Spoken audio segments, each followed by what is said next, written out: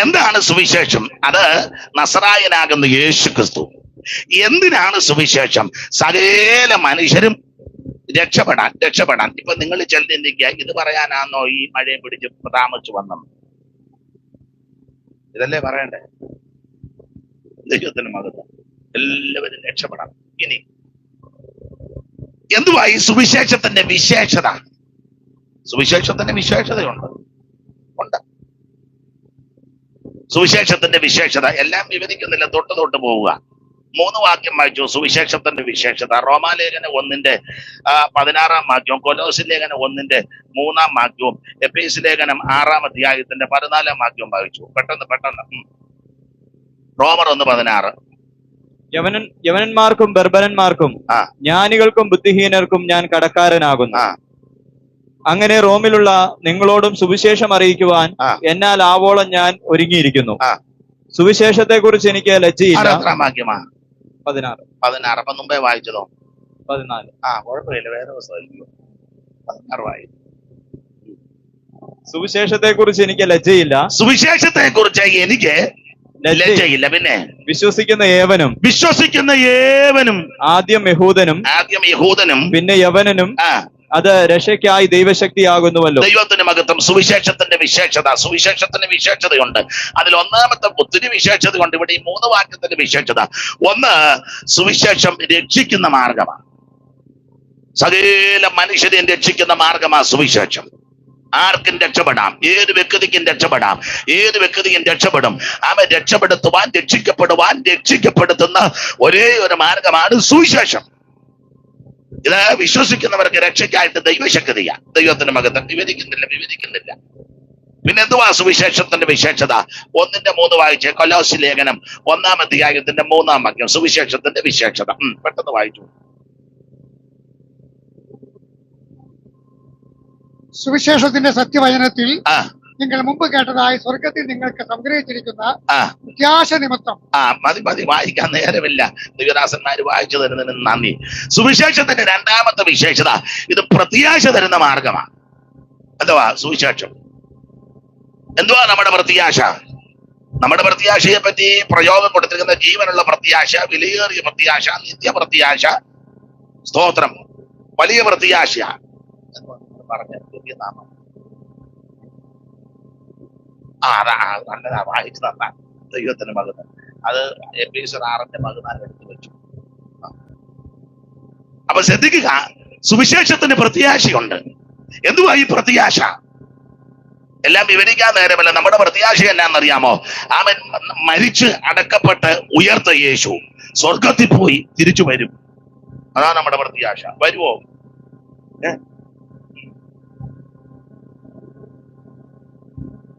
ഞാൻ പണ്ട് ഓടനാവട്ടത്ത് ജോർജനോട് ചോദിച്ചു, ജോർജ, കർത്താവ് വന്നാ പോകണ്ടേ? പുള്ളി പറഞ്ഞു, ഒത്താ പോകണം. ഒത്താ പോകാനാണോ? അയ്യോ, നിശ്ചയമായിട്ടും പോകണം. ഇനി എത്രയും അല്പകാലം കഴിഞ്ഞിട്ട് വരുവാന്നല്ല, വരുവാൻ ഉള്ളവൻ ഏകവചനമാണ്. എല്ലാവരും എന്തിനാ ഇങ്ങോട്ട് വരുന്നേ? വരുവാൻ ഉള്ളവൻ ഏകവചനമാ. ആ വരുവാനുള്ള ഒരുവനെ ഉള്ള നസറയനാകുന്ന യേശു. ചിലർ താമസമെന്ന് വിചാരിക്കുന്നത് പോലെ കർത്താവ് തന്റെ വാഗ്ദത്തം നിവർത്തിപ്പാനൊന്നും താമസിക്കുന്നില്ല. എല്ലാവരും മാനസാന്തരപ്പെടണമെന്ന് വെച്ച് അവിടുന്ന് ദീർഘക്ഷമ കാണിക്കുക. തെസ്സലോനിക്കർ 4:13 നമുക്കെല്ലാം കാണാപാഠമാ. 16 വിശേഷിച്ച് കർത്താവ് തൻ ഗംഭീരനാദത്തോടും പ്രധാന ദൂതന്റെ ശബ്ദത്തോടും ദൈവത്തിന്റെ കാഹളത്തോടും സ്വർഗത്തിൽ നിറങ്ങി വരും. ക്രിസ്തുവിൽ മരിച്ച വിശുദ്ധന്മാർ ആദ്യം ഉയർക്കും. ജീവനോടിരിക്കുന്ന വിശുദ്ധന്മാർക്ക് രൂപാന്തരം. 2 കൂട്ടരെ കൂടെ ഒന്നിച്ച് കർത്താവിന് എതിരേൽപ്പാൻ മേഘങ്ങളിൽ എടുക്കപ്പെടും. ആ പോക്കിനെ പറ്റി സങ്കീർത്തനക്കാരൻ ആത്മാവിൽ ദർശിച്ച അലങ്കാര ഭാഷ കൊടുത്തുക. ഉഷസിന്റെ ഉദരത്തിൽ നിന്ന് യുവാക്കളായ മഞ്ഞ് പുറപ്പെട്ടു വരുന്നത് പോലെ കോടി വിശുദ്ധന്മാർ ഉയർത്തു വരും. ഇതാ പ്രത്യാശ. സുവിശേഷത്തിന്റെ പ്രത്യാശ ഇതാ. മാത്രമാണോ, നമ്മെ വിട്ട് മൺമറഞ്ഞ വിശുദ്ധന്മാരുണ്ട്. കർത്താവിൽ നിദ്ര പ്രാപിച്ചിരിക്കുക. ആരടക്കിയെന്നോ എവിടെ അടക്കിയെന്നൊന്നും വിഷയമല്ല. പോപ്പടക്കിയാലും അന്ത്യോക്യെന്ന് വന്നടക്കിയാലും പിതാക്കന്മാരൊക്കെ ചെല്ലു പറയുമല്ലോ, ഇന്ന പിതാവ് പേപ്പറിൽ കാണുകയല്ലേ, ഇന്ന ആൾക്കാർ വന്നു. അറിയാത്തവരോടൊന്ന് അറിയാനാ. ഞങ്ങളുടെ ദുഃഖത്തിൽ വന്ന് സഹകരിച്ച ജനപ്രതിനിധികളെ, മന്ത്രിമാരെ, മന്ത്രിപുംഗവന്മാര്, MLA, MP, സഭാപിതാക്കന്മാര് വായിച്ചിട്ടില്ലേ? എന്ന് പറഞ്ഞാൽ ഞങ്ങൾ കുറഞ്ഞ പുള്ളിയല്ല. ആരൊക്കെ വന്നാലും ആരൊക്കെ ചേർന്ന് നടക്കാലും നീ മാനസാന്തരപ്പെട്ട് രക്ഷിക്കപ്പെട്ടതല്ലെങ്കിൽ മേപ്പോട്ട് പോവുകയല്ല.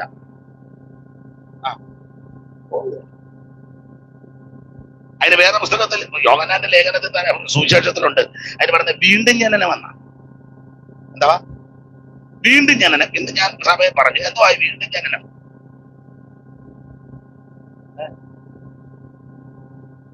ഞങ്ങളെല്ലാം വീണ്ടും ജനനം പ്രാപിച്ചു വന്നിരിക്കുക. അല്ലാതെ ഇപ്പം നമ്മൾ ചിലരോട് ചോദിക്കരുത് എന്തുവാ വീണ്ടും ജനനം? സ്നാനപ്പെട്ടതാണെന്ന് നമ്മൾ ചോദിക്കല്ലേ? ബ്രദർ വീണ്ടും ജനനം പ്രാപിച്ചാണ്? ഞാൻ സഭയുടെ സെക്രട്ടറിയാണ്, അതാണോ ചോദിച്ചത്? സഹോദരൻ വീണ്ടും ജനനം പ്രാപിച്ചതാണോ? ഞാൻ സെന്ററിന്റെ ചുമതലയുണ്ട്. സഹോദരി വീണ്ടും ജനനം പ്രാപിച്ചതാണോ? ഞാൻ സഹോദരി സമാജത്തിന്റെ പ്രസിഡന്റാണ്. ഇതൊന്നും അല്ല വീണ്ടും ജനനം. എന്തുവായി വീണ്ടും ജനനം? ഇടയ്ക്ക് കയറി ഒന്ന് പറയാം, ഓർമ്മ വന്നത് കൊണ്ടാ. എന്തുവായി വീണ്ടും ജനനം? ഏതായാലും വന്ന് തണുപ്പം പിടിച്ചിരിക്കുകയല്ലേ. വീണ്ടും ജനനം പാട്ട് പാടുന്നവരോട് ആദ്യം ചോദിക്കുക, എന്തുവായി വീണ്ടും ജനനം? ഓ, ഞങ്ങൾ പാടുന്നല്ലാതെ പാസ് പ്രസംഗിക്കാൻ വന്നെങ്കിൽ അങ്ങോട്ട് നോക്കി പ്രസംഗിച്ചോണം, ഞങ്ങളെ നോക്കി പോലും പറയുകയും ചെയ്യരുത് ചോദ്യമോ? അല്ല, മൈക്ക് ഓപ്പറേറ്റ് ചെയ്യുന്നവർ രണ്ടുപേർ ഇരിക്കുന്നില്ല, എന്തുവായി വീണ്ടും ജനനം? കൂട്ടുകാർ കുറയ്ക്കുകയും ചെയ്യുന്നുണ്ട്, നന്നായിരിക്കുന്നത്, എന്തായാലും വീണ്ടും ജനനമല്ല.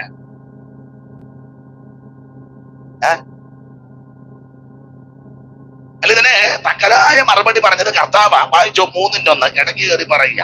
3:1 വായിച്ചേ, വായിച്ചു.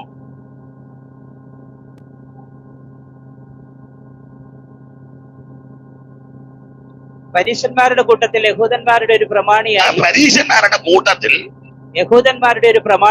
ഒരു പ്രമാണിയായി നിക്കോദെമോസ് എന്നു പേരുള്ള ഒരു മനുഷ്യൻ ഉണ്ടായിരുന്നു. അവൻ രാത്രിയിൽ അവന്റെ അടുക്കൽ വന്ന് അവനോട്, റബ്ബി, നീ ദൈവത്തിന്റെ അടുക്കൽ നിന്ന് ഉപദേഷ്ടാവായി വന്നിരിക്കുന്നു എന്ന് ഞങ്ങൾ അറിയുന്നു. ദൈവം തന്നോട് കൂടെയില്ലെങ്കിൽ നീ ചെയ്യുന്ന ഈ അടയാളങ്ങളെ ചെയ്യുവാൻ ആർക്കും കഴിയുകയില്ല എന്ന് പറഞ്ഞു.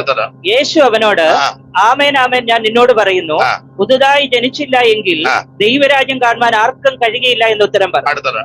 നിക്കോദെമോസ് അവനോട്, മനുഷ്യൻ വൃദ്ധനായ ശേഷം ജനിക്കുന്നത് എങ്ങനെ? രണ്ടാമതും അമ്മയുടെ ഉദരത്തിൽ കടന്ന് ജനിക്കാമോ എന്ന് ചോദിച്ചു. അതിന് യേശു, ആമേൻ ആമേൻ, ഞാൻ നിന്നോട് പറയുന്നു, വെള്ളത്താലും ആത്മാവിനാലും ജനിച്ചില്ല എങ്കിൽ ദൈവരാജ്യത്തിൽ കടപ്പാൻ ആർക്കും കഴിയുകയില്ല. ജഡത്താൽ ജനിച്ചത് ജഡമാകുന്നു, ആത്മാവിനാൽ ജനിച്ചത് ആത്മാവാകുന്നു. നിങ്ങൾ പുതുതായി ജനിക്കണമെന്ന് ഞാൻ നിന്നോട് പറയുകയാൽ ആശ്ചര്യപ്പെടരുത്. കാറ്റ് ഇഷ്ടമുള്ളിടത്ത് ഊതുന്നു, അതിന്റെ ശബ്ദം നീ കേൾക്കുന്നു. എല്ലാ വാക്യങ്ങളും അടുക്കടുക്കായിട്ട് പറഞ്ഞ കാര്യങ്ങള് ഒന്നുകൂടെ വിശദീകരിച്ചാൽ കൊള്ളാന്നുണ്ടെങ്കിൽ സമയത്തെയും കൂടെ കണക്കിലെടുത്ത് ഇവിടെ ഇത്രയും പേര് വന്നിരിക്കുന്നതിൽ വളരെ സന്തോഷം. വാഹനത്തിന്റെ ബുദ്ധിമുട്ടുകൾ ചിലർക്കുണ്ട്, എങ്കിലും ഇതെല്ലാം തരണം ചെയ്താൽ നിങ്ങൾ വന്നതുകൊണ്ട് അധികം നിങ്ങളെ വിഷമിപ്പിക്കുന്നില്ല. ഇനി അത്യാവശ്യം ആർക്കെങ്കിലും വാഹനമില്ലാത്തവർ ഞാൻ പോകുന്ന റൂട്ടിലാണെങ്കിൽ എന്റെ വണ്ടിയെ കയറാവുന്നിടത്തോളം കയറിയ എവിടാന്ന് വെച്ചാൽ കൊണ്ടുപോയി വെച്ചില്ല, വണ്ടി പോകുന്നത് ആരും. അപ്പൊ ശ്രദ്ധിക്കുക, എന്താണ് വീണ്ടും ജനനം? യേശു കർത്താവിന്റെ അടുക്കൽ ഒരു സഹോദരൻ വന്നു, ഒരാള് വന്നു. അപ്പൊ ആര് വീണ്ടും ജനനം എന്താ? ആരാ വീണ്ടും ജനനം പ്രാപിക്കേണ്ടത്? ആർക്കൊക്കെയാ വീണ്ടും ജനനം? രണ്ട് കാര്യം പറഞ്ഞങ്ങ് നിർത്തിയേക്കാൻ ഒത്തിരി പറയാൻ നേരം. എന്താണ് വീണ്ടും ജനനം?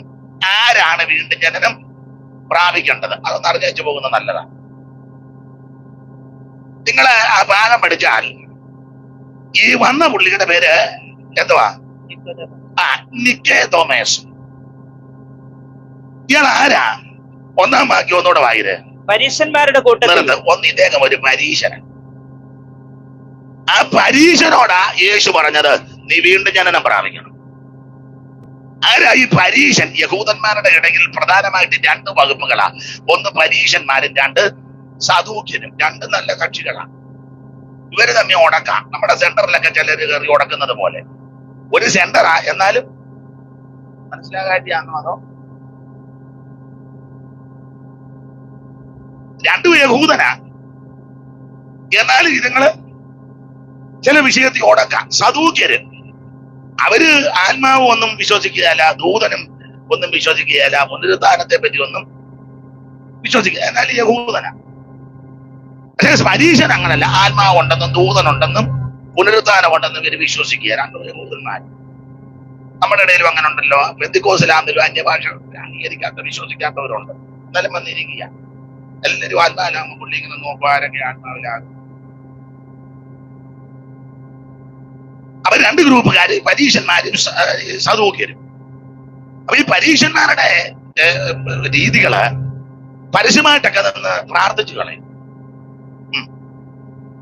ചുരുക്കമായിട്ട് പ്രാർത്ഥിക്കാൻ പറഞ്ഞാലും നിർത്തുകയല്ല, ബ്രേക്ക് ഇല്ലാത്ത സൈക്കിളെ ഇറക്കത്തി പോകും പോലെ നിർത്തുകയല്ല. പിന്നെ നമ്മൾ വലിയ ലൂയ്യ നിർത്താൻ. അപ്പൊ പുള്ളി ഓർക്കം ഇഷ്ടപ്പെട്ടിട്ട് ഏലായിട്ട് വരികയാണ്. നിന്നുകൊണ്ടൊക്കെ ചന്തസ്ഥലത്തൊക്കെ നിന്നുകൊണ്ട് പ്രാർത്ഥിക്കും. എല്ലാവരും കാണണം. എന്തായാലും ഒക്കെ കൊടുക്കുകയാണേലും ഇല്ല ഓപ്പണായി. ചിലർ സഭായത്തിന് ലാസ്റ്റ് സ്വോത്ര കാഴ്ച ഇടാൻ വരുള്ളൂ. ഒരു 500 നോട്ട് ഒക്കെ പിടിച്ചോണ്ട്. ചില സഭയിൽ സെക്രട്ടറിമാരും ഉണ്ട്, ലാസ്റ്റേ ഇടുള്ളൂ. അവരെ നേരത്തെ ഇട്ടാലല്ല.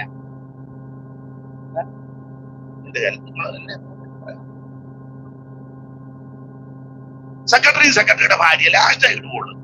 എല്ലാരും ഇട്ട് കഴിഞ്ഞാൽ ആ വരവൊക്കെ ഒന്ന് കാണണം. മുന്നിൽ ഇരുന്നാൽ ഇവൻ ഇടുകയല്ല, ഇവനല്ലേ ആദ്യം വന്ന് കണ്ടേ. മിണ്ടുന്നില്ല, മിണ്ടണ്ട. അപ്പൊ നിങ്ങൾ ചിന്തിക്കാതെ ഇങ്ങനെ പുള്ളി ഇളകിയെന്നാ തോന്നുന്നത്. ഇനിയിപ്പം എന്നാകെ ഇവിടെ പറഞ്ഞു പിടിപ്പിക്കൊന്നും പറയുന്നത് എടുത്തു വെച്ചിരുന്നത്. എല്ലാരും കാന്തിയ വല്ലതൊക്കെ ചെയ്യുന്നത്. പക്ഷെ ഇവര് വേറൊരു പ്രകൃതി, ന്യായപ്രമാണം മുഴുവൻ വിശ്വസിക്കുന്ന പരീശന്മാർ. ഇത് മുഴുവൻ ഇവര് വിശ്വസിക്കുന്നവരാ. ന്യായപ്രമാണമൊക്കെ നന്നായിട്ട് അറിയാം, ഇത് വിശ്വസിക്കുന്നവരാ. അങ്ങനെയുള്ള വ്യക്തിയോടാ യേശു പറഞ്ഞ വീണ്ടും ചിന്തിക്കണം എന്ന് പറഞ്ഞാൽ ഈ വേദപുസ്തകം മുഴുവൻ പഠിച്ചെന്ന് പറഞ്ഞിട്ട് കാര്യമായില്ല. 119 സങ്കീർത്തനം കാണാതെ പറഞ്ഞു സെന്ററിൽ നിന്നും കുമ്പനാട്ടിൽ നിന്നും ട്രോഫി മേടിച്ചെന്ന് പറഞ്ഞതുകൊണ്ട് കാര്യമൊന്നും ആയില്ല. നീ വീണ്ടും ജനനം പ്രാപിക്കണം. ഡിസ്ട്രിക്റ്റിന്റെ ട്രോഫി എല്ലാം വീട്ടിൽ ഷോക്കേസ് നിരത്തി വെച്ചിരിക്കുക. അതൊക്കെ നല്ല കാര്യം. പാട്ട് പാടിയതിനും ഇപ്പൊ പിന്നെ ആക്ഷൻ സോങ്ങിനും ഒക്കെ ഉണ്ട് ട്രോഫി. അല്ല, മറ്റേ ഡാൻസിന് പോകാൻ ഒക്കുന്നില്ലല്ലോ. എവിടാ അതിന് ചെറുതുരുത്തിയില്ലേ, കലാമണ്ഡലത്തിൽ പോകാൻ പറ്റുമോ? അപ്പൊ അതുകൊണ്ട് കൊച്ചു കലാമണ്ഡലം ആട്ടെ, നമുക്ക് ഒരു അലോഗ്യം ഉണ്ടാക്കണ്ട. നിങ്ങൾ ചിന്തിക്കാതെ താമസിച്ച് വന്ന ചെയ്യാനെല്ലാം അലോഗ്യം ഉണ്ടാക്കിയാ പോലെ. ന്യായപ്രമാണ പുസ്തകമെല്ലാം കാണാതെ അറിയാം, നന്നായിട്ട് അറിയാം. ഇത് മുഴുവൻ വിശ്വസിക്കുന്നവരാ. പക്ഷേ വിശ്വസിക്കുന്ന പറഞ്ഞിട്ടോ ഇത് കാണാതെ പറഞ്ഞിട്ടോ കാര്യമല്ല. വീണ്ടും ജനനം പ്രാപിക്കണം, സ്വർഗ്ഗത്തിൽ പോകാൻ. സ്തോത്രം. അപ്പം ഒന്ന് പരീശന്മാർ. നമ്മുടെ ഇടയിൽ ഒക്കെ ഒത്തിരി പരീശന്മാരുണ്ട്. ദീർഘനേരം എല്ലാരും കാണുക പ്രാർത്ഥിക്കുന്നവരും വല്ലതും കൊടുക്കുന്നത്, എല്ലാരും കാണുക കൊടുക്കുന്നതും, ഉപവാസ പ്രാർത്ഥനയ്ക്ക് വന്നില്ലെങ്കിലും കൺവെൻഷന്റെ സമയത്ത് പാട്ടിയൊക്കെ കുത്തി സ്റ്റേജിൽ ഇങ്ങനെ നിൽക്കുന്ന പുള്ളിക്കാരും, കസാര മടക്കാനോ ഒന്നും കണ്ടില്ലെങ്കിലും ആമേൻ സ്തോത്രം സമയത്ത് ഫോട്ടോയുടെ സമയത്ത് അങ്ങനെയുള്ള ധാരാളം ആൾക്കാരുണ്ട്. സ്ഥലമൊന്നും പറയുന്നില്ല. ഒരു സഭയില് പണ്ട് ഞാനും പോയി. നമുക്ക് കൺവെൻഷന്റെ സമയമാ. അപ്പൊ പകൽ ഞങ്ങൾ ബൈബിൾ സ്കൂളിൽ പഠിക്കുന്ന കാലത്താണ്. അപ്പോൾ ആ വീടുകളിലെല്ലാം കയറി ഈ രണ്ട് പേര്, ഞങ്ങൾ സ്റ്റുഡൻസ് ഒത്തിരി പേരുണ്ട്, ഈ 2 പേരെ ലഘുലേഖയും ഈ കൺവെൻഷൻ നോട്ടീസിൽ നിന്ന് ഞങ്ങളെ വിടുക. അപ്പൊ ആ ദേശത്തെല്ലാ വീടുകളിലും കയറി ഞങ്ങൾ സുവിശേഷവും ചില വീടുകളിൽ പറഞ്ഞു, കൺവെൻഷനെ ക്ഷണിച്ചു, നോട്ടീസും ഒക്കെ കൊടുത്തു. അപ്പൊ ഞാൻ ഇന്നത്തെ പോലെ ഓർക്കുന്നു, അന്ന് പകൽ അവിടെ അധ്വാനിച്ച 2-3 സഹോദരിമാരും അവിടെ എല്ലാം തൂത്തുവാരുകയും തേച്ച് മഴക്കുകയും. അതിനിടെ ഞങ്ങൾ വന്നപ്പോൾ ശ്രദ്ധിച്ചു, ഒക്കെ കൊടുക്കണം. വലിയ മീനെ കൊണ്ടുവന്ന വാളയും ഒക്കെ മേടിച്ചു കൊണ്ടുപോകണം. അത് വെട്ടി തേച്ച് കഴുകി കറി വെക്കാനൊക്കെ കൂട്ടി അധ്വാനിച്ച സഹോദരിമാര്. ഞങ്ങൾ സഹോദരിമാര് പറയുകയും ചെയ്തു, നമ്മൾ തച്ചിരിക്കുന്നില്ല, ഓടി നടന്നാ ജോലി ചെയ്യും. നന്നായിട്ട് അതിനിടയ്ക്ക് കസാര ഇടാനും തൂത്തുവാരാൻ എല്ലാം അതിനിടയ്ക്ക് വരുന്നവർക്ക് കാറ്റ് കൊടുക്കാൻ വളരെ ഉത്സാഹത്തോടെ. അവിടെ ഇരുന്ന് ദൈവദാസനും കുടുംബം അതുപോലെ തന്നെ നല്ല ഉത്സാഹമുള്ളത്. അപ്പൊ ഇതെല്ലാം കഴിഞ്ഞ് കൺവെൻഷനും ഒക്കെ കഴിഞ്ഞ് അന്ന് കാനോച്ചനാ പ്രസംഗിക്കുന്നത്. കാനോച്ചൻ നല്ല മെസ്സേജ്. കൺവെൻഷൻ കഴിഞ്ഞു, എല്ലാരും പോയി. അപ്പം ഈ ഭക്ഷണം വിളമ്പുന്നിടത്ത് വന്നു. അത് 2ാം ദിവസം. ആദ്യത്തെ ദിവസം അന്നത്തെ സെൻട്രൽ പാസ്റ്റ് കൊണ്ട്. അപ്പം ഭക്ഷണത്തിന് ഇരുന്നപ്പം ഈ വിളമ്പുന്ന സമയമായപ്പോൾ ആ സഭയിലെ പ്രധാനപ്പെട്ട 2 കൊച്ചമ്മമാര് വിളമ്പാനായിട്ട് വന്നു. പേരും സ്ഥലവും ഒന്നും ഞാൻ പറയുന്നില്ല. അപ്പൊ അവര് വന്ന് വിളമ്പുക. അപ്പൊ ഞങ്ങള് സഹോദരന്മാരെ അങ്ങനെ ഡെസ്കിൽ ഇരുത്തിയിട്ടുണ്ട്. സെൻട്രൽ പാസ്റ്റും കൺവെൻഷൻ പ്രസംഗിച്ചവരല്ല ഈ നിലയിൽ ഇരിക്കുന്നു. എല്ലാവർക്കും ഒരുപോലെ ആ ഭക്ഷണം തന്നത് കേട്ടോ. അത് നല്ല ഭക്ഷണമായിരുന്നു. അപ്പം ഇങ്ങനെ വിളമ്പിയപ്പോ ഒത്തിരി വിഭവങ്ങളുണ്ട്. അപ്പൊ ഞങ്ങൾക്കും തന്നു. സാധാരണ അങ്ങനെ തരാറില്ല. ബൈബിൾ സ്കൂളിൽ നിന്ന് വരുന്നവർക്കും ലോക്കൽ പാസ്റ്റർമാർക്കൊന്നും അങ്ങനെ കൊടുക്കത്തൊന്നുമില്ല. അതുങ്ങൾ കുടിച്ചാലായി കഴിച്ചാലായി. സെന്ററിനും പിന്നെ മെയിനും ഒക്കെ നമുക്കൊന്ന് മനസ്സിലാക്കും. ആണ് ഉള്ളത് മനസ്സിലാകുന്നത്. പക്ഷെ അവര് അങ്ങനെ ഒന്നും കാണിച്ചില്ല. എല്ലാവർക്കും താന്നു. അപ്പൊ ഞങ്ങൾ കഴിച്ചുകൊണ്ടിരിക്കും. ഈ സെൻട്രൽ പാസ്റ്റ് വിളമ്പിയ കൊച്ചമ്മമാരോട്, അവിടുത്തെ സഭയിലെ പ്രധാന കൊച്ചമ്മമാരാ, വിളമ്പിയ കൊച്ചമ്മമാരോട് പുള്ളി ഇതൊന്നും അറിയുന്നില്ല മുഴുവൻ. എന്നാലും എന്റെ കൊച്ചമ്മയെ നിങ്ങൾ ഒത്തിരി കഷ്ടപ്പെട്ടല്ലോ ഇത്രോ കൂട്ടാൻ. ഉടനെ അതിലൊരു കൊച്ചമ്മ, ഇതൊക്കെ കർത്താവിന് വേണ്ടിയല്ലേ. തേച്ചു മണിക്കതും തൂത്തുവാരിയതും മീൻ വെട്ടി കഴുകിയതും ഓട് നടന്ന് ജോലി ചെയ്തത് സാധനത്താകുന്ന 3-4 സഹോദരിമാര്, വിളമ്പാൻ നേരത്തെ ഈ 2 പെണ്ണുങ്ങള്. എങ്ങനെയുണ്ട്? അല്ല, അങ്ങനെയുള്ള ആൾക്കാർ ഇപ്പോഴും ഉണ്ട്. എന്നാൽ അങ്ങനെ പറയുമ്പം ഈ 2 പെണ്ണുങ്ങൾ പറയണ്ടേ, ദൈവദാസനെ ഞങ്ങളല്ല കഷ്ടപ്പെട്ടത്, കഷ്ടപ്പെട്ട സഹോദരിമാരുണ്ട്. സാരിയെ ഇവരാണ് വലിയ എന്റെ മര്യാദ. ഈ പെണ്ണുങ്ങൾ പറയും. ഉടനെ അവര് പറയാ, പിന്നെ കഷ്ടപ്പാടല്ലല്ലോ വിളമ്പി കൊടുക്കുന്ന തന്നെ ഇതിന് വേണ്ട കഷ്ടപ്പാട്. പണിതത് വേറെ ആൾക്കാരല്ലേ. എനിക്ക് ഇരുട്ടായതുകൊണ്ട് ആരെയും അങ്ങോട്ട് കാണാനും ഇല്ല. മോന്തയൊക്കെ എങ്ങനെ ഇരിക്കുന്നു അറിയില്ല. അപ്പൊ അന്ന് ഇന്നും അങ്ങനെയുള്ള ധാരാളം ആൾക്കാരുണ്ട്. ദൈവത്തിന് മഹത്വം. നമുക്ക് ആ വിഷയം വിട്ടേക്കാം. അപ്പൊ ആരൊക്കെയാ വീണ്ടും ജനനം പ്രാപിക്കേണ്ടത്? പരീക്ഷന്മാര്, എല്ലാം അറിയാവുന്നും ആമേനെ എല്ലാം വിശ്വസിക്കുന്ന ആൾക്കാരുണ്ടല്ലോ, അവര് വീണ്ടും ജനനം പ്രാപിക്കണം. വിശ്വസിച്ചതുകൊണ്ട് കാര്യമായില്ല. ന്യായപ്രമാണമൊക്കെ അവര് വിശ്വസിക്കുക, ദൂതനുണ്ടെന്നും വിശ്വസിക്കുക, ആത്മാവുണ്ടെന്നും വിശ്വസിക്കുക, എല്ലാം വിശ്വസിക്കുക. നമ്മളും അങ്ങനല്ലേ സുവിശേഷം പറയുമ്പോ സ്തോത്രം അച്ചായ നരകമുണ്ട്, പിന്നെ ആര് കഴിഞ്ഞറിയാം, സ്വർഗമുണ്ട്, പിന്നെ സ്വർഗമുള്ളതുകൊണ്ടല്ലേ യേശു രക്ഷിക്കും. ആർക്കും അറിയാൻ പറ്റും. ഇതെല്ലാം നമ്മുടെ കൂടെ നിന്നങ്ങ് പറയും. പക്ഷെ വീണ്ടും ഞാൻ നടക്കുകയാണ്. ഇത് പറഞ്ഞത് കൊണ്ടോ ഒന്നും കാര്യമായില്ല. ചെല്ലു പറയത്തില്ലോ, ഞങ്ങള് എല്ലാ പാസ്റ്റർമാർക്കും ഞങ്ങളാ സഹായം ചെയ്യുന്നു. പിന്നെ വീണ്ടും ജനനം പ്രാപിക്കണം. അപ്പൊ ആരൊക്കെ? ഒന്ന് പരീക്ഷ എന്ന് പറഞ്ഞ ഇതെല്ലാം അറിയാവുന്നത് വീണ്ടും ജനനം പ്രാപിക്കും. 2 പ്രമാണി എന്നാ, അങ്ങനല്ലേ? പരീക്ഷന്മാരുടെ കൂട്ടത്തിൽ യഹൂദന്മാരുടെ ഒരു പ്രാമാണിത്വമുള്ളവരും വീണ്ടും ജനനം പ്രാപിക്കണം. ഞങ്ങൾ ഈ ദേശത്തെ വലിയ കുടുംബക്കാരാ. ഞങ്ങളുടെ ഫാമിലി ഇവിടെ അല്ല. ഉടുമ്പന്നൂര്, കരുവണ്ണൂര്, തൊടുപുഴ, പിന്നെ കോടിക്കുളം, പടിഞ്ഞാറേ കോടിക്കുളം, പിന്നെ മണ്ണപ്പുറം, ഇവിടെ എല്ലാം ഞങ്ങള് വലിയ ഫാമിലിയാണ്. അറിയാം, ഞങ്ങൾ ഇവിടുത്തെ പ്രമാണിമാരെ. ഇതെല്ലാം ഞങ്ങളുടെ വസ്തുവും പുറകിടവൊക്കെ ആയിരുന്നു. ഞങ്ങൾ കുറേശ്ശെ കൊടുത്ത നല്ല കാര്യം. പക്ഷെ നീ നിന്റെ പ്രാമാണിത്വം ഒന്നും നിന്നെ സ്വർഗത്തിൽ കൊണ്ടുപോകുകയില്ല. സ്വർഗത്തിൽ പോകണമെങ്കിൽ വീണ്ടും ജനനം പ്രാപിക്കണം. അപ്പൊ പരീക്ഷനും വീണ്ടും ജനനം പ്രാപിക്കണം, പിന്നെ പ്രമാണി പ്രാപിക്കണം. ഈ 2 കൂട്ടര് മതിയോ? അല്ല. 3 ഭാഗം പഠിക്കുമ്പോൾ ഇദ്ദേഹം യേശുവിന്റെ അടുക്ക വന്ന് പറയാ, ഗുരു, നീ ദൈവത്തിന്റെ അടുക്കൽ നിന്ന് ഉപദേഷ്ടാവായി വന്നിരിക്കുന്നുവെന്ന് ഞങ്ങൾ അറിയും. അടുത്തത്, ദൈവം തന്നോട് കൂടെ ഇല്ലെങ്കിൽ നീ ചെയ്യുന്ന ഈ അടയാളങ്ങളെ ചെയ്യുവാൻ ആർക്കും കഴിയുകയില്ല. അപ്പൊ പുള്ളിക്ക് എന്റെ ഭാഷ പറഞ്ഞ ക്രിസ്തുശാസ്ത്രമൊക്കെ നന്നായിട്ട് അറിയാം. യേശുവിനോടാ പറഞ്ഞത്, നീ എവിടുന്നാ വന്നെന്നൊക്കെ. പിന്നെ തന്നെയല്ല, നിന്നോടുകൂടെ ദൈവമുണ്ട്. ഇല്ല, ഇങ്ങനെ വല്ലോ വകുപ്പൊക്കെ പറയുന്നല്ലാതെ പുള്ളിക്ക് വീണ്ടും ജനനത്തോട് താല്പര്യമില്ല. പുള്ളിക്ക് ക്രിസ്തുശാസ്ത്രമൊക്കെ നന്നായിട്ട്, തിയോളജി 5 ബൈബിൾ സ്കൂളിൽ പഠിപ്പിക്കുക. പക്ഷെ വീണ്ടും ജനനം അങ്ങനെയുള്ള കുറെ ആൾക്കാരുണ്ട്.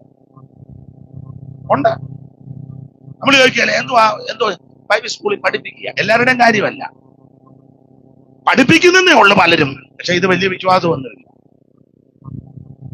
എനിക്കറിയാൻ പഠിപ്പിക്കുന്ന ധാരാളം ആൾക്കാർ സഭായത്തിന് വന്നാൽ കൈയടിക്കുകയോ ആത്മാവിലാകുവോ ദൈവത്തെ വകുത്തപ്പെടുക, ഇങ്ങനെ പഠിച്ച് ചീർത്തിരിക്കുക, തവള ചീർക്കുന്നത് പോലെ. എല്ലാവരുടെയും കാര്യമല്ല. എന്നാൽ ഞാൻ ഏറ്റവും കൂടുതൽ ബഹുമാനിക്കേണ്ട പി. വർഗീസൻ ദൈവദാസൻ. പുള്ളി ആരാധിക്കുകയും പാടുകയും പ്രാർത്ഥിക്കുകയും ചെയ്യും. മറ്റുള്ളവരുടെ പേരൊന്നും ഞാൻ പറയുന്നില്ല, എന്തിനാ ഒരു അലോഗ്യം ഉണ്ടാക്കി വെച്ച് പോകും. മാതൃക ഉള്ളവരുണ്ടല്ലോ. ദൈവത്തിന് മഹത്വം. ഇദ്ദേഹത്തിന് ക്രിസ്തുശാസ്ത്രമൊക്കെ നന്നായിട്ട് അറിയാം. നീ എവിടുന്നാ വന്നെന്ന് എനിക്കറിയാം, നിന്റെ കൂടെ ദൈവം ഉണ്ടെന്ന് എനിക്കറിയാം. ദൈവം ഇല്ലെങ്കിൽ പിന്നെ ഇതൊക്കെ ചെയ്യാൻ പറ്റും, അതും ഞങ്ങൾക്ക് കാര്യങ്ങളെല്ലാം നന്നായിട്ട് അറിയാം. പക്ഷെ വീണ്ടും ജനനം പ്രാപിക്കണം. എനിക്കെല്ലാം അറിയാന്ന് പറഞ്ഞേച്ചു പോകരുത്. വീണ്ടും ജനനം പ്രാപിക്കണം. അപ്പൊ ആരൊക്കെ പ്രാപിക്കണം? ന്യായപ്രമാണം വിശ്വസിക്കുന്നവൻ പ്രാപിക്കണം, വീണ്ടും ജനനം നടക്കണം. 2, പ്രമാണിത്വമുള്ളവർ വീണ്ടും ജനനം പ്രാപിക്കണം. 3, ഇതെല്ലാം ക്രിസ്തുശാസ്ത്രമൊക്കെ അറിയാം. ന്യൂമറ്റോളജി, ആന്ത്രോപോളജി, എസ്കറ്റോളജി എല്ലാം അറിയാം. പക്ഷെ വീണ്ടും ജനനം പ്രാപിക്കണം. അതെയോ? ഇനി 4 എല്ലാം അധികം വിവരിക്കുന്ന 4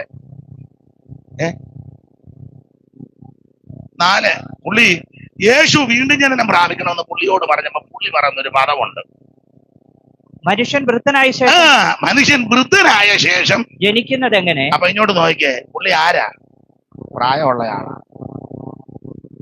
ഈ നിക്കോദോമോസ് അല്പം പ്രായമുണ്ട്. അതിലെ പുള്ളി ചോദിക്കുന്നത് വീണ്ടും ജനനം പ്രാപിക്കണമെന്ന് പറഞ്ഞ് യേശു പറഞ്ഞപ്പോ പുള്ളി അങ്ങോട്ട് മനുഷ്യൻ വൃദ്ധനായ ശേഷം പുള്ളിക്ക് നല്ല പ്രായമുണ്ട്, പ്രായമുള്ളയാൾ. അപ്പൊ ആരാ വീണ്ടും ജനനം പ്രാപിക്കണം? പ്രായമുള്ളവരും വീണ്ടും ജനനം പ്രാപിക്കണം. നമ്മൾ സുവിശേഷം പറയുമ്പോ ചില വല്യപ്പന്മാര് പറയുന്നത് ഉപദേശി എന്താ, പിള്ളേര് പന്തുകളത്തിൽ പിള്ളേര് കളിക്കുന്നു, ചെന്ന് പറ അപ്പച്ചൻ, ഞങ്ങൾ ഇനിയിപ്പം പ്രായമൊക്കെ ആയി അയ്യോ അപ്പച്ചനും വീണ്ടും ജനനം പ്രാപിക്കണം. ചില പറയത്തില്ല, കുഴിയിലോട്ട് ഞങ്ങള് അന്നാരുമെങ്കിലും ഒന്ന് പ്രാപിക്കും. ഇന്ന് രാത്രി തട്ടിപ്പോവോ ഇല്ലയോ എന്ന് ആരറിഞ്ഞു? പേടിപ്പിക്കാൻ പറഞ്ഞതല്ല, എന്നാൽ ഇച്ചിരി പേടിക്കുന്നത് നല്ലതാ. ഇത് സുപ്രസാദ കാലമാ, ഇത് രക്ഷാദിവസമാ. ഇന്ന് രാത്രി യേശുവിനെ രക്ഷിതാവായി സ്വീകരിക്കണം. അപ്പൊ പ്രായമുള്ളവരും വീണ്ടും ജനനം. വൃദ്ധൻ എന്ന് പറഞ്ഞ ഇച്ചിരി പഴക്കമുള്ള ആളാ. അതാ, ചെറുപ്പക്കാരെ പോലെ അല്ലല്ലോ വൃദ്ധൻ, കുറെ പഴക്കമുണ്ട് അല്ലേ? ചെല്ലുപടത്തില്ലേ, നിന്നേക്കാളും 2 ഓണവും കൂടെ ഞാൻ, അതാ പഴക്കം. ചെല്ലു പറയത്തില്ലേ, വേണ്ട കൂടുതൽ എൻ്റെ അടുക്കെ ഒന്നും പറയുമോ, നിന്നേക്കാളും അതാ പഴയ ആളാ. അപ്പൊ അങ്ങനെ അങ്ങോട്ട് ചിന്തിച്ചാൽ ആരാ വീണ്ടും ജനനം പ്രാപിക്കേണ്ടത്? പഴയ ആൾക്കാരും വീണ്ടും ജനനം എന്ന് പറഞ്ഞാൽ പാരമ്പര്യക്കാരും വീണ്ടും ജനനം പ്രാപിക്കണം. പഴയ ആൾക്കാർ നമ്മുടെ എല്ലാവരും ഉണ്ട്, പാരമ്പര്യക്കാരില്ലേ? ഉണ്ട്. നമ്മൾ ഈ സുവിശേഷ വേലയ്ക്കൊക്കെ പലയിടങ്ങളിൽ ചെല്ലുന്നതല്ലേ. ചെല്ലുമ്പോൾ എന്നോടും ചോദിച്ചിട്ടുണ്ട്, എവിടാ വീട്? കാവാലത്ത്. പേരെന്തുവാ? ഇപ്പോഴല്ല, ഇപ്പൊ ഒന്നും അങ്ങനെ ചോദിക്കാറില്ല. എന്റെ പേര് അനീഷ്. എത്ര നാളായി ഇതിനകത്ത് വന്നിട്ട്? അപ്പൊ നമ്മൾ അന്നൊക്കെ പറയുമായിരുന്നു 10 കൊല്ലം കഴിഞ്ഞതേ ഉള്ളൂ. ഞങ്ങള് ഉണ്ണുണ്ണി സാറിന്റെ കാലത്ത് വന്നതാ.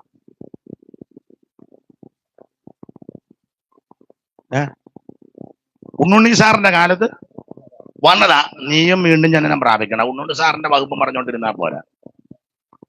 നാളെ ഒരാൾ പറഞ്ഞു, ഉണ്ണുണ്ണി സാറപ്പച്ചൻ കിടന്ന കട്ടില്, ആ കട്ടില് നിന്റെ വീട്ടിൽ കിടന്നിട്ട് നീ സ്വർഗത്തിൽ പോവോ? ബ്രദറുകാരോട് നമ്മൾ ഇന്ന് സംസാരിച്ച്, എവിടാ, എത്ര നാളായി? നമ്മൾ പറയത്ര നിങ്ങൾ സൈമൺ സാറിന്റെ കാലത്ത്. ഈ 2 കക്ഷികളെ 2 പിടിച്ചേക്കുന്നത്. ബ്രദറുകാര് സൈമൺ സാറിനെയും കയറി പിടിക്കും, എന്തിക്കോസുകാര് അവര് 2 പേരും പോകേണ്ടടുത്ത് പോയി. നീ ഇതെല്ലാം പറഞ്ഞിരുന്ന നീ എവിടെ പോവും? ദൈവത്തിന്റെ മഹത്വം. വീണ്ടും ജനനം പ്രാപിക്കണം എല്ലാവരും. ഞാൻ ആ ഭാഗം വിവരിക്കുന്നില്ല, അങ്ങ് നിർത്തുക. ദൈവത്തിന്റെ മഹത്വം. എങ്ങനെയായി വീണ്ടും ജനനം നടക്കുന്നത്? നിക്കോദോമസ് പറഞ്ഞു, മനുഷ്യൻ വൃദ്ധനായ ശേഷം അമ്മയുടെ ഉദരത്തിൽ കിടന്ന് ജനിക്കാൻ പറ്റുമോ? അല്ല. അതിന് യേശു ആമേൻ ആമേൻ ഞാൻ നിന്നോട് പറയുന്നു, വെള്ളത്താലും ആത്മാവിനാലും ജനിച്ചില്ല എങ്കിൽ, വെള്ളത്താലും ആത്മാവിനാലും ജനിച്ചില്ല എങ്കിൽ, അപ്പോൾ വീണ്ടും ജനനം പ്രാപിക്കുന്നത് നടക്കുന്നത് വെള്ളത്താലും ആത്മാവിനാലും. എന്തുവാ ഈ വെള്ളം? ഒറ്റവാക്കി പറയാൻ നിങ്ങൾക്കറിയാം, ദൈവത്തിന്റെ വചനം. അവിടെ വെള്ളം എന്ന് ഉദ്ദേശിക്കുന്നത് ദൈവത്തിന്റെ വചനം. ഈ വചനത്തിന് അലങ്കാര ഭാഷയിൽ ഉപമകളിലായിട്ട് പല കാര്യങ്ങൾ രേഖപ്പെടുത്തേന്, അതുപോലെ തന്നെ മഞ്ഞ്, ചില ഇടങ്ങളില് മഞ്ഞയായിട്ട് സ്തോത്രം, പൊന്നിലും തങ്കത്തിലും അങ്ങനെയൊക്കെ ഇതിനെ കൊടുത്തിട്ടുണ്ട് അലങ്കാര ഭാഷയില്. അപ്പോൾ ഇവിടെ വെള്ളം എന്ന് ഓർക്കുമ്പോൾ ചിലർ ഓർക്കുന്ന പരിശുദ്ധാത്മാവല്ല, സ്നാനവുമല്ല. കാരണം പരിശുദ്ധാത്മാവെന്ന് എടുത്ത് പറഞ്ഞിട്ടുണ്ടല്ലോ, ആത്മാവെന്ന് പറഞ്ഞിട്ടുണ്ട്. വെള്ളത്താലും ആത്മാവിനാലും. വെള്ളം ദൈവത്തിന്റെ വചനമാണ്. വെള്ളം ദൈവത്തെ എന്ന് പറഞ്ഞാൽ മായമില്ലാത്ത നിർമ്മല വചനം. ദൈവത്തിന്റെ വചനം സംസാരിക്കുമ്പോൾ, വചനം വായിക്കുമ്പോൾ, കേൾക്കുമ്പോൾ, ഇടപെടുമ്പോൾ ദൈവത്തിന്റെ പരിശുദ്ധാത്മാവും കൂടെ ആ വ്യക്തിയുടെ ഹൃദയത്തിൽ പ്രവർത്തിക്കും. അന്നേരം ആ വീണ്ടും ജനനം. ദൈവത്തിന്റെ വചനം ശ്രദ്ധിച്ചു കേൾക്കണം. വചനം അകത്ത് ഹൃദയത്തിലോട്ട് വരും, ദൈവത്തിന്റെ ആത്മാവം ഹൃദയത്തിലേക്ക് വരും. ഈ രണ്ട് ശക്തികൾ അകത്ത് ക്രിയ ചെയ്യുമ്പോൾ വീണ്ടും ജനനം. അല്ല, ഒന്നാമത്തെ ജനനത്തിന് അങ്ങനെ ആണല്ലോ. ഞാൻ നിങ്ങൾ ജനിച്ചപ്പോഴേ ഒരു പുരുഷന്റെ ഇഷ്ടത്താലാ നമ്മുടെ ജനനം. ആ ജനനത്തില് പിള്ളേരൊക്കെ ഉണ്ട്. ഓപ്പണായിട്ട് പറയാം, പറയുന്നതിന് തെറ്റൊന്നുമില്ല. നിങ്ങൾ പുള്ളി തെറിയൊക്കെ പറഞ്ഞു വെച്ച് പോയെന്ന് പറയണ്ട, ഉള്ള സയൻസ് അല്ലേ. അവൻ പുരുഷ ബീജവും സ്ത്രീയുടെ അണ്ടവും കൂടെ അവൻ ഒന്നിച്ച് യോജിക്കുമ്പോഴാ ഒരു വ്യക്തി ജനിക്കുന്നത്. രണ്ട് ഘടകങ്ങളുണ്ട്, പുരുഷ ബീജവും സ്ത്രീയുടെ അണ്ടം, രണ്ട് ഘടകങ്ങൾ സമ്മേളിക്കുമ്പോഴാ ഒരു വ്യക്തി, അത് സ്ത്രീയോ പുരുഷനോ, ഇവിടെ ജനിക്കുന്നത്. ഇതുപോലെ തന്നെ ഹൃദയത്തിൽ ഈ രണ്ട് ഘടകങ്ങൾ, ദൈവത്തിന്റെ വചനവും ദൈവത്തിന്റെ ആത്മാവും അകത്ത് ക്രിയ ചെയ്യുമ്പോൾ ആ വീണ്ടും ജനനം നടക്കുന്നത്. ഇന്ന് രാത്രി ആ വീണ്ടും ജനനം നടക്കണം. വന്നതുപോലെ തിരിച്ചു പോകരുത്. ഇന്ന് രാത്രി യേശുവിനെ ഉള്ളത്തിൽ ഏറ്റെടുത്ത് ഒരു പുതിയ മനുഷ്യനായിട്ട് വേണം ഇവിടുന്ന് പോകാൻ.